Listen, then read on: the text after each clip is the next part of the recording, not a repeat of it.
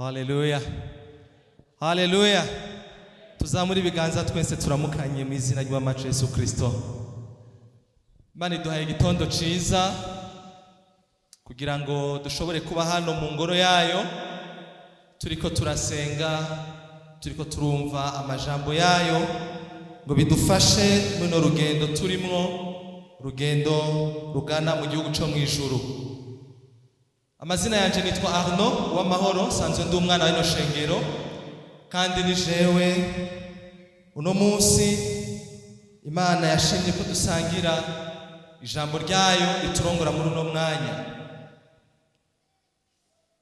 Tugiye kuvugana ku majambo atari make, mugabo kandi mu mwanya dufise, mu mwanya ishengero ryashizeho. Uyu mwaka dufise urufatiro rwiza riko ruraturongora, ruri mu butumwa bwiza bwa Matayo igice ni ca 24 ku murongo wa 42 ruvuga ngo nuko mwame mugavye kuko mutazi umunsi umwami wanyu azoza ko. Imana ishimwe cyane.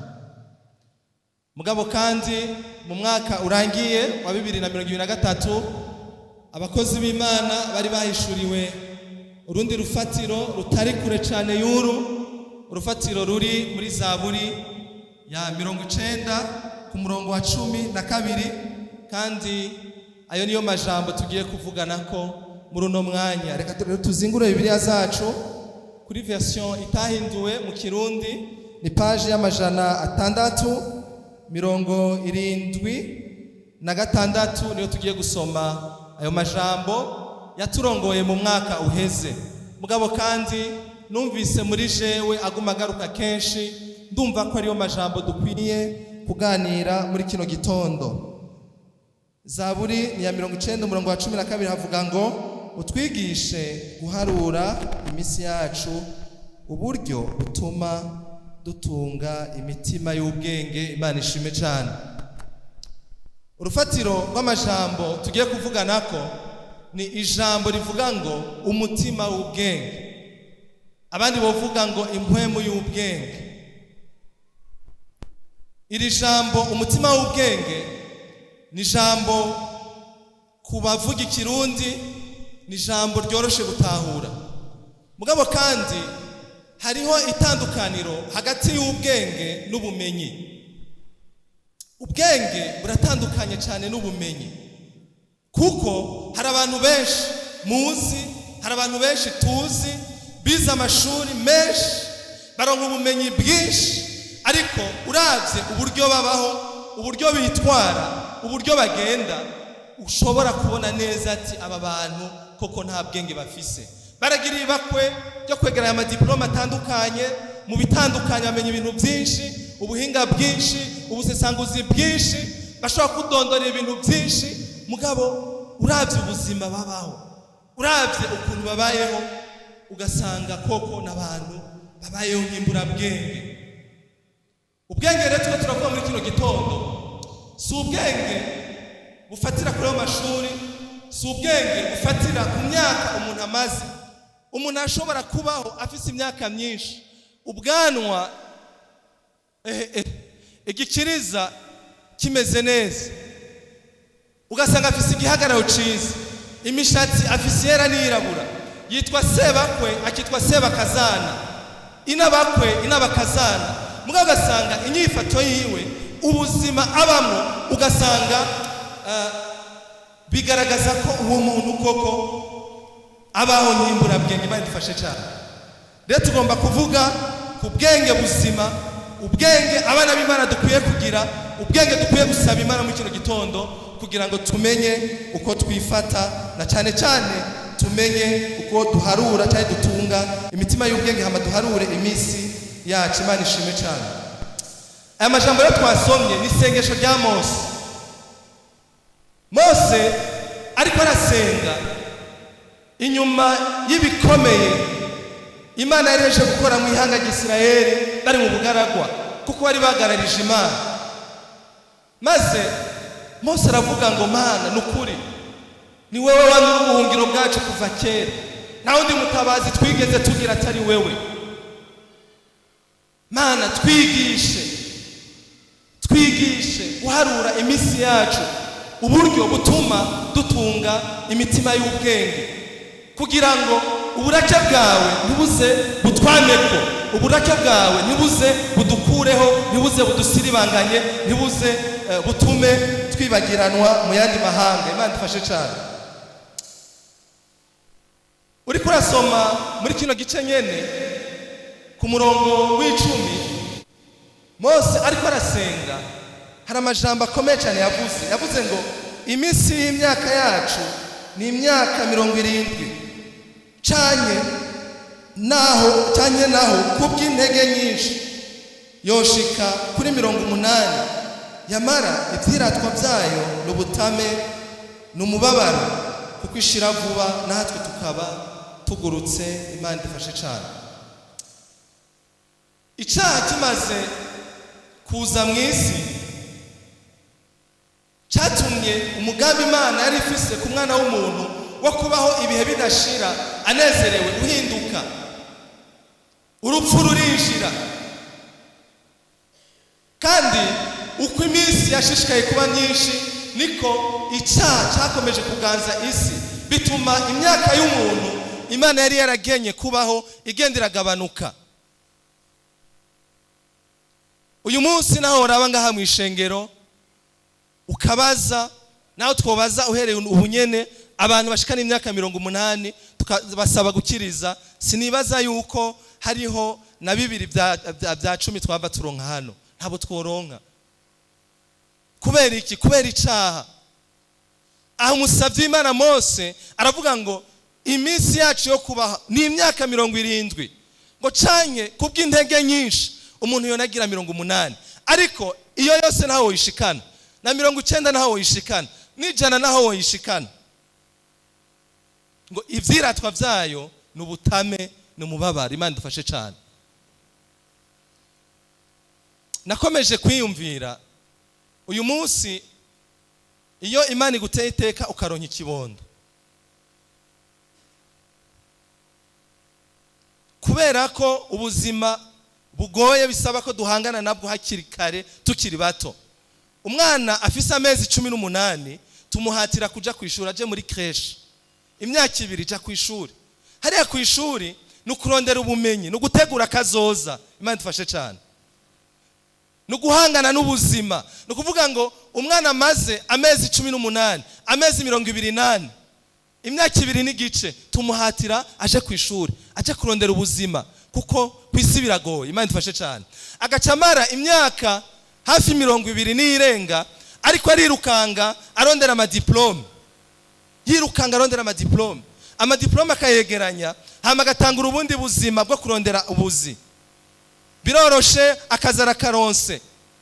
Mugabo ntimuzobona abantu batonda iminsi yose mu gitondo baja kubuzi, nivyo mu kuburonka tuburonka dusenza. Mugabo harya si bose banezererwa ubuzi bakora.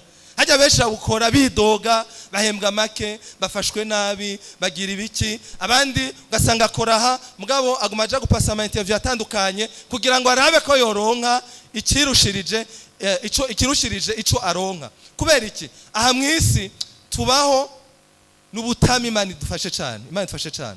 Tuguma turondera, tuguma n'inyota, kandi ubuzima buragoye, dutegereza kurondera. Rero naho umuntu yoramba, naho umuntu wamara iyo myaka myinshi, usanga ivyirato vyayo ari ubutame. Ahantu nkorera, ahantu nirigwa, turakora n'abanyamahanga. Usanga yaraje mu Burundi amaze imyaka 10 n'irenga, yaje kurondera ubuzima. Umuryango uri hiyo kure, mu mwaka n'umupapa arashobora gutaha muhira rimwe cyangwa gataha rimwe mu myaka 2, afise urugo, afise abana. Muri yumvira ubwo buzima usanga babayeho, nta munezero ashobora kugira. Mugabo ateza gutuma umuryango agafata indege ibirometero vyinshi akaja mu mahanga agiye kurondera ubuzima. Naho umuntu yoramba, naho umuntu yomara imyaka myinshi, kandi ndayatura mu izina rya Yesu muze murambe. Haleluya. Ejo twari ku maziko y'umutamakazi yarangije urugendo rw'amaze imyaka 102, ariko wumvirije neza uja gusanga muri 102 yamaze imyaka 20 adasohoka, atava hari. imyaka 20. arahantu arindiriye ko rumutwara mugabo ntigwaza kumutwara imyaka 20. basohora banikira ku mugoroba canka akazuba kagwiriye banura basubiza mu nzu. muca mwumva n'ibindi bikurikirana. mwisi turirukanga tukarondera ubutunzi tukageranya ibitandukanye, mugabo uzosanga benshi uno munsi ku myaka 45, ku myaka 50 n'irenga gato ya 60, uzosanga benshi bamaze kugira muri iyo myaka amaze kuvugana na muganga ikiganiro kivuga ngo akunyu hagarika, agasukari hagarika, akanyama hagarika, turagerageza ukore sport naho ushaje naho ukuze, gerageza ukore imyimenyerezo myinshi n'ibindi byinshi cyane. haragera igihe umuntu akura n'ubwenge bugatakara agasigara afise ivyiyumviro nk'ivy'umwana muto usanga bamukorera ibintu byose ngaho. kuramba ni sawa, mugabo bene data naho twomara imyaka myinshi umenye neza ko ivyirato vyayo uzosanga ari ubutame, ari imibabaro, kandi ijambo ry'Imana rivuga ukuri, ijambo ry'Imana ntiribesha. Imana idufashe cyane. usomye Zaburi ya 39 ku murongo wa 4 n'uwa 5 naho tubona Dawidi ariko arasenga ngo menyeshe iherezo ryanje n'urugero rw'iminsi yanje. ariko arasenga Imana Dawidi ngo umenyeshe ko ndi gikenya. Imana idufashe cyane. iri jambo ry'igikenya abantu benshi bararikoresha mu gutuka umuntu ngo wagikenyawe wagikenyawe n'ibindi byinshi, mugabo uri kurasoma version y'igifaransa igikenya gisobanura ikintu kiri fragile. ikintu kiri fragile ni ikintu gishobora kumeneka umwanya uwo ari wo wose, ikintu gishobora gusambuka umwanya uwo ari wo wose, ni ikintu kitaramba, ni ikintu cy'imbombovu, ni ikintu cy'intege nke. rero ubugingo bw'umwana w'umuntu bugereranwa n'ubw'igikenya. Imana idufashe cyane. nico gituma iyo turiho, iyo tugendagenda bene data dusabe Imana iduhe umutima w'ubwenge. Haleluya. dusabe Imana yamitwibutsa iminsi yacu yo kuba, kugira ngo nimba tubaho imyaka dufise iyi nyene nayo yogarukira ngaha, nimba Imana izotwongera kwindi 10, nimba azoja ko kwindi 50, tuyikoreshe mu vy'ikimazi bihimbara Imana. Imana ishimwe cyane. ubwenge ni ikintu gikomeye. umukozi w'Imana Salomo yatwaye ihanga rya Isirayeli ari i Gibeyoni, aheje gutangira ibimazi 1000 ku Mana. turabona aryamye yumva ijwi rimuhamagarira gusaba ikintu cyose ashaka, kuko ivyo araje gukora byari byakoze ku mutima w'Imana. Salomo aragira isengesho ati ndakwinginze, urazi ko ndi muto, warantoranije n'ivyo kugira ngo mbe umwami wari no hanga, mugabo nta experience mfise, nta bumenyi mfise, nta bushobozi mfise, nta gihagararo mfise cyo guhagara imbere ari no hanga rigoye ukuraho ngo ndaricira imanza zigororotse, ngo ndarirongore mu nzira nziza. ati niyo mpamvu ndagusabye ubwenge kugira ngo nshobore guca imanza nziza zigororotse, nongere kumenya gutandukanya ikibi n'iciza. kandi ivyo abisavye Imana yarabimuhaye, akora ibintu bitangaje, ibintu biteye ubwoba biri mu bwenge, byatumye n'abami bayandi mahanga barungika intumwa, abandi mbere bakishikira kugira ngo barabe neza uwo Salomo, barabe ibikorwa byiwe, barabe neza ubwo busesanguzi n'ubwenge by'igitangaza byagaragaye kuri we. kuko amaze kuronka ubwenge bw'Imana yaramenye gutandukanya ibijana n'ibitajana, aramenya guca imanza neza, aramenya gutunganya ibintu neza, maze yimubera umugisha. Imana ishime cyane. hari uwundi muntu yanyigishije muri Bibiliya yitwa Paulo, muramuzi yitwa Sauli. ari mu bantu biza amashuri akomeye mu gihe ciwe, abantu bari bafise ubumenyi budasanzwe mu gihe ciwe. yari umugwanyi akomeye, ariko kandi kuko atabwenge bw'Imana yari bwaronke, ivyo byose narabifise yabikoresha mu guhama ubwoko bw'Imana, agakora ibidatunganye. Ariko igihe Imana yamwiyereka ari mu rugendo aje Damasiko, Imana ikamuha ubwenge. Haleluya! Ubugingo bwiwe bwarahindutse, aba igikoresho kidasanzwe. Mwene data, ndakwifuriza ubwenge bukomoka ku Mana mu kino gitondo.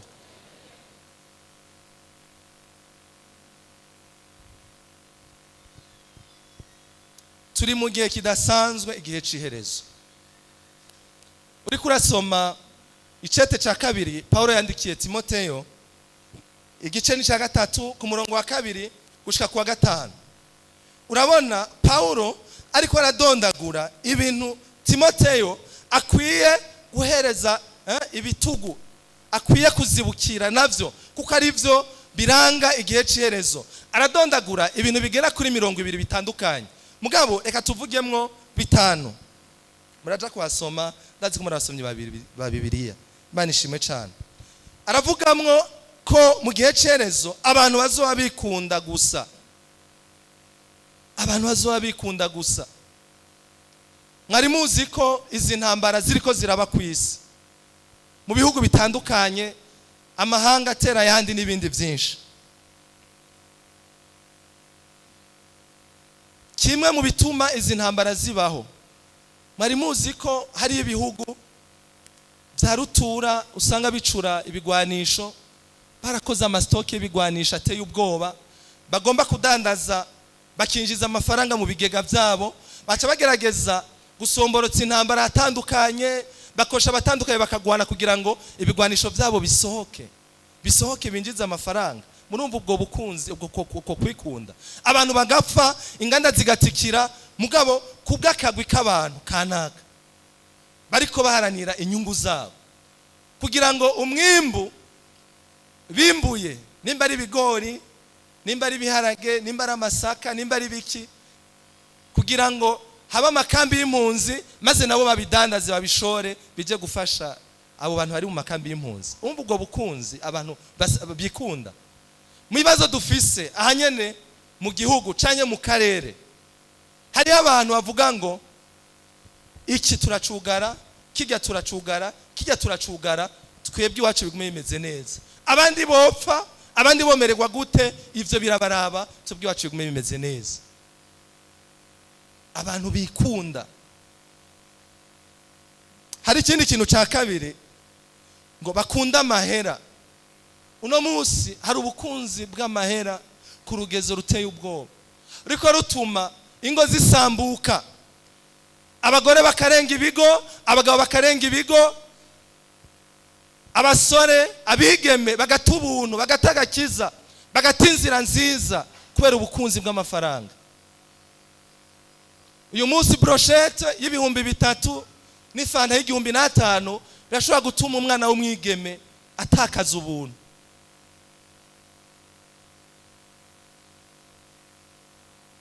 Uyu munsi umwana w'umusore arashobora kuniga umuntu mu ijoro ngaho, akamutera kaje kubera mubonanye telefone y'ibihumbi 100, 200, ubuzima bw'umuntu akabukuraho neza.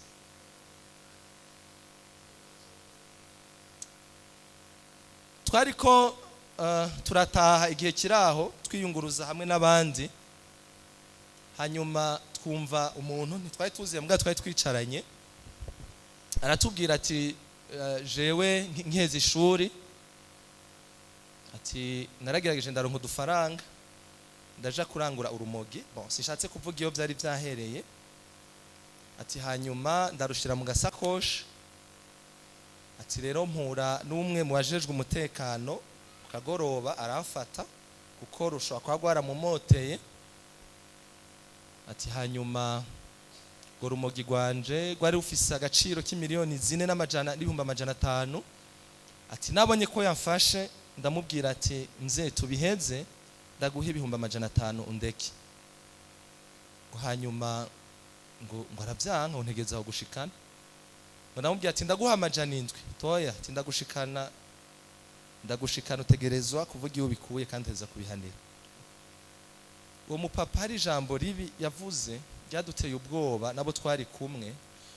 Yavuze ati maze kubona yuko uwo mugabo ajejwe umutekano tutariko turahuza ati namuteye ijido agwa mu mufurege ati ncafata ikibuye ndamudoda mu mutwe ngo nca ndiruka ati buriya mu gitondo nagiye numva bavuga ngo naka yaraye kuri morgue, yaraye muri morgue.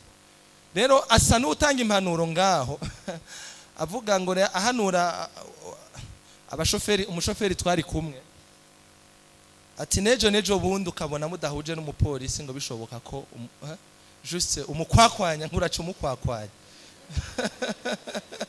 nguraca umukwakwanya. Murumva isigeze habi. Abantu nabakunzi b'amafaranga ku rugezo ruteye ubwoba. Mvuze ibi mugabo nawe uzi ibindi. Imana idufashe cyane. Abanegura ivy'Imana abo bose baragaragara muri kino gihe ciherezo. Abanegura ivy'Imana yemwe ni benshi. Jewe nyene ndababwira kuri no ndwi turangije nahuye n'umuntu. Bamwe nako ndababwira tora twita ko ari incabwenge.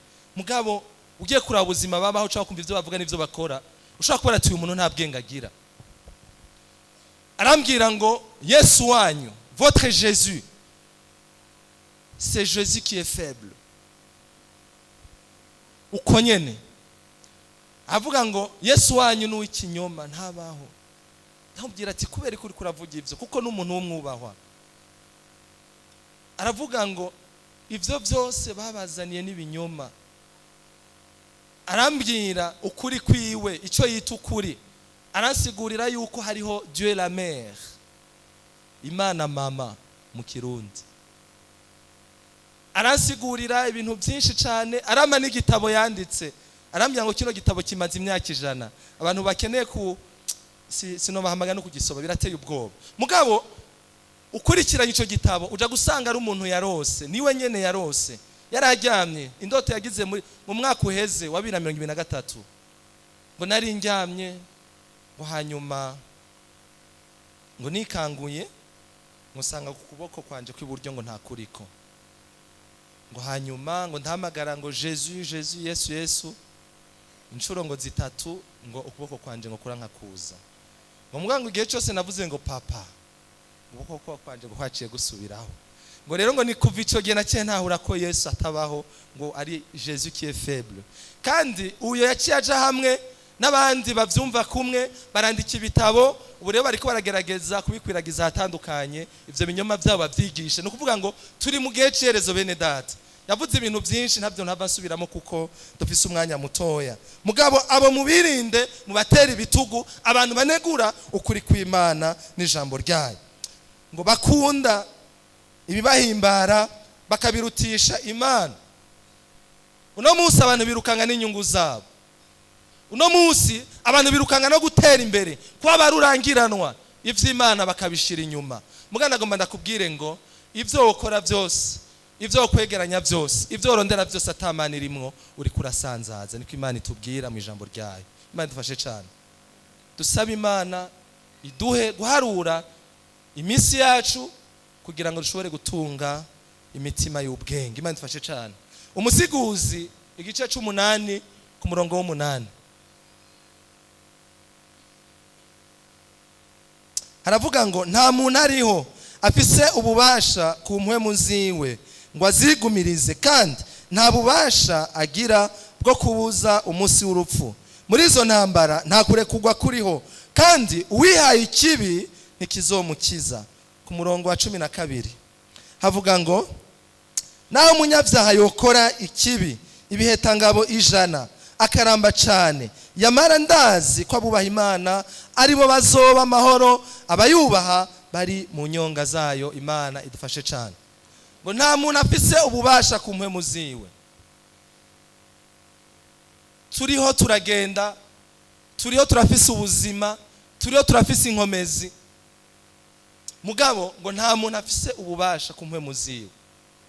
Impwemu uri kurahumeka uno munsi, ubuzima ufise uno munsi numutahe Imana yaguhaye kugira ngo udandaze. Imana idufashe cyane. Udandaze ivyunguka ndabikubwira. Haleluya. Ivyunguka no gukora ico Imana igomba, no kugorokera Imana, no gushingira intahe Imana maze ugahindura benshi bakaza kuri Kristo. Imana ishime cyane. Ivyo nivyo vyunguka tugomba kudandarisha uwo mutahe iyi minsi ubuzima Imana iduha, ngo nabubasha agira bwo kubuza umunsi urupfu. Ntabubasha. Ushaka ubukomeye, ushaka ufise amafaranga, umunsi urupfu ugeze urataha. Ariko kandi uwihaye ikibi uwo nikizomukiza. Uwihaye ikibi uwo nikizomukiza. Ku murongo wa 12, naho umunyakibi yoramba cyane, naho yomara imyaka myinshi, abubaha Imana bo bazoba amahoro bari mu nyonga z'Imana. Mwene data, shishikara kubaha Imana mu bihe bigoye, mu ntambara ucamwo, mu bigeragezo bitandukanye, mu ntambara uri kuracamwo, ubaha Imana.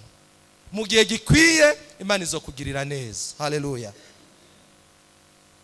Abanyefeso igice cya 5 ku murongo wa 15 no 16 havuga ngo mwoye kugenda nkimbura bwenge, ariko mugende nk'abanyabwenge, mugura uburyo mubugwiza, kuko iminsi ari mibi. Imana dufashe cyane. Turi mu gihe kigoye yemwe, turi mu gihe cy'ikidambidambi, turi mu gihe giteye ubwoba, turi mu gihe isi ifise uko imeze. Ikibabaje nuko abizeye Imana, abana b'Imana bakurikira uko isi igiye, akaba ariko nabo bagenda. Ubushize turi mu nyigisho z'ugwaruka hano, umukozi w'Imana yaratubwiye ikintu cyitwa nonsense house. Nonsense house no kuvuga inzu ikoregwamwo ibintu bitagira intumbero, kandi iyo nzu ibamwo umukomanda akora ibintu kanaka. Kubera ari umukomanda, abasigaye bose bagakurikira bagakora nk'ivyo akoze, n'abadatahura icyo bivuze, n'abadatahura icyo bisigura, n'abadatahura intumbero yavyo. Uno munsi rero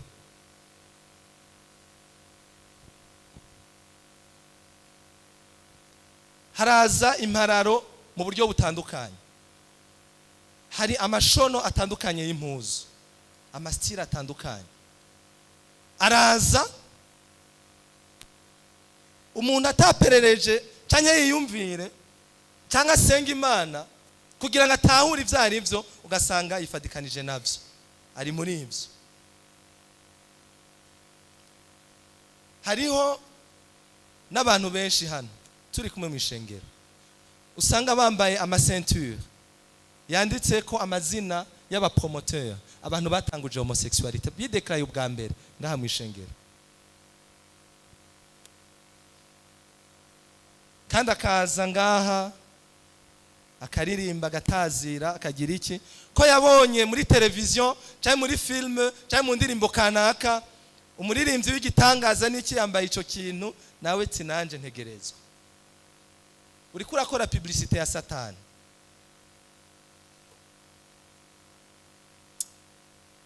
Uretse ivyo, hariho mu minsi yahera, hari umukozi w'Imana yivuze hano, hari akaririmbo kavuga abagatamba aho nyine ukazibona bikubise hasi. Sinzi ko mwakabonye. Haragera n'igihe abana muri quartier bariko barakaririmba cyangwa bakumvise, bazora bakoze ibintu aca bikubita hasi. Bene kubitanguza bo bafise impamvu, bafise ico hariho message haco ariko barakora. Mugabo natwe nk'ishengero abantu bamenye Imana ca dufata iyo nzira tukaja muri uwo muvo tutabanje kwiyumvira neza. Hari imvugo ziharawe, utuntu usanga duharawe tuvugwa ahatandukanye. Wakumvanye naka cyangwa wakabonye mu gitaramo kanaka cy'umustar muri Etats-Unis cyangwa atandukanye muri Nigeria n'iki, kacuja kuki mbere n'imbere y'ishengero kacubizana, wowe utazi n'ivyari byo. Nukuvuga ngo inosi irafise umukomanda. Hariho uganza isi y'umwiza, hari ibintu azana hanyuma abiwe bakabikurikira. Ikibabaje nuko natwe twitwa ko twizeye dukurikira ivyo bintu tutazi n'impamvu byarashizweho. Rero dusuzume neza yuko ivyo turiko turakora koko bihuye no kuri kw'ijambo ry'Imana. Turiko turakora ibintu dutahura. Abantu benshi bari mu bintu badatahura, bari mu buzima badatahura. Nico gituma abenshi barota indoto mbi mu ijoro, babona ibintu bibanigagura, bagira iki, bakaba mu buzima bw'intambara, bakama mu bitero, batereza imitwaro, bagira iki, naho ibibazo aribo bavyikwegeye, bibari mu mashambure yabo, bigendera mu mitwe yabo, bigendera ku mibiri yabo, bigendera hatandukanye. Ni igihe ciza cyo gusaba Imana iduha ubwenge, tumenye kurobanura ibihwana n'ibidahwana, tumenye kurobanura ibijana n'ibitajana, kuko turi mu gihe kigoye. Bene data, tugura uburyo tubugwiza kuko iminsi ari mibi. Imana idufashe cyane.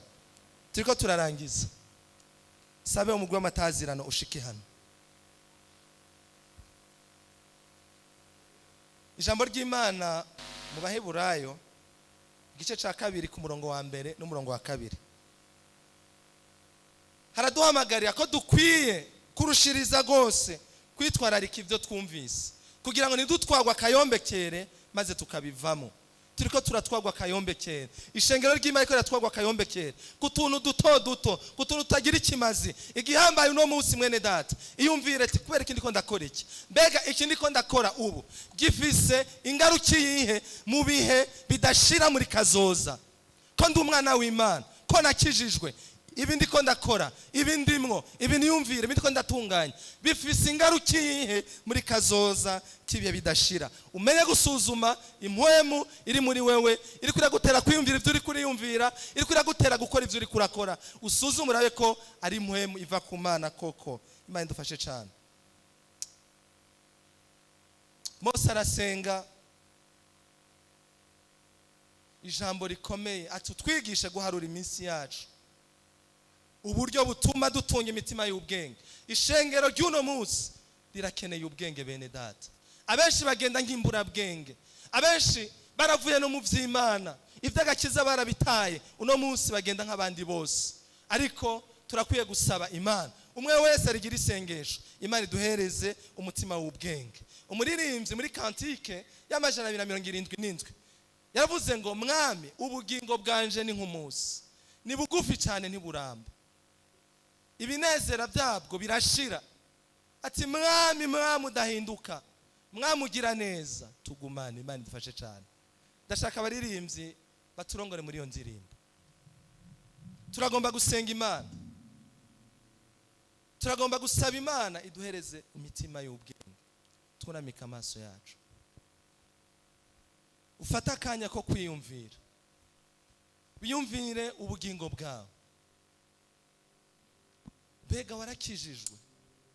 Kwijambo ry'Imana itubwira ngo kubaha Imana niyo ntango y'ubwenge. Mbega wewe urubaha Imana? Uwo Yesu waramwakiriye, waramwimitse mu bugingo bwawe, waramuhaye ikibanza ca mbere, ni wakurongora.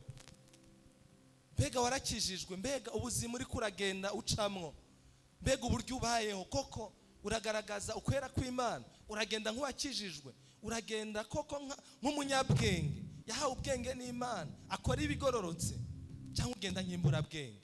Nakanya kawe ko kwisuzuma, ukumva hari ico ugomba kubwira Imana. Ndaguhaye ikaze, utera intambuko, uve aho wicaye, utera intambuko ugere hano. Hari isengesho ridasanzwe kito turagomba gusaba Imana iduha ubwenge, kugira ngo tumenye uburyo twitwara muri kino gihe kitoroshe. Bwacu